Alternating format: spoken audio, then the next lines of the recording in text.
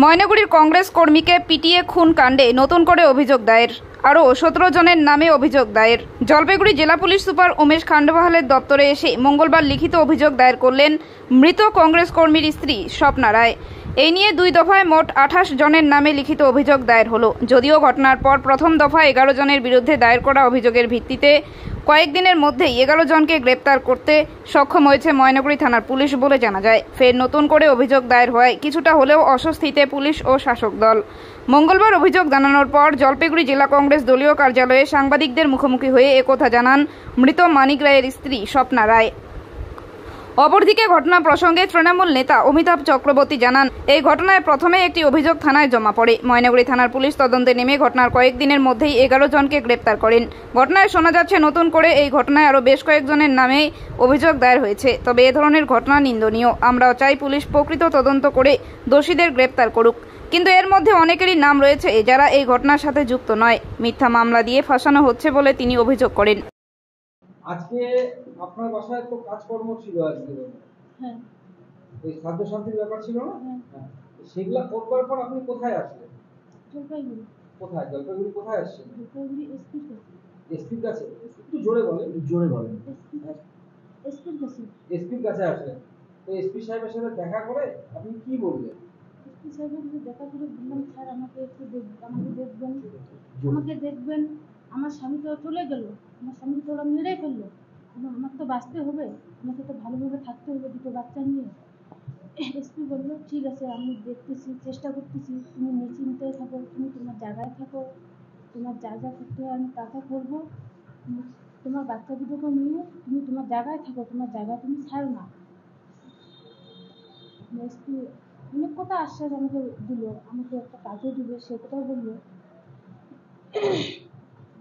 SP বললো, তোমার তো 11 জনের নামে কমপ্লেন করেছো, 11 জনকে তোমার অ্যারেস্ট করছি, কিন্তু তুমি আবার কমপ্লেন করছো। আমি কমপ্লেন করছি কারণ 11 জন তখন আমার মাথা ঠিক ছিল না।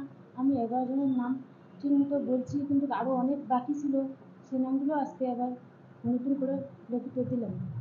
তো বললাম আজকে তুমি নতুন করে আবার যাদের নামে দিলা, মানে এটা কি মোটামুটি ফাইনাল যে এই তাহলে আরো এই কজনই ছিল? হ্যাঁ, এতগুলো 11 জনের উপরে আরও তার থেকে বেশি ছিল, কিন্তু আজকে আমরা যে লিখিতটা দিলাম, এই লিখিতটা দিয়ে আমার অনেকটা আর কি মনটা শান্তি হলো।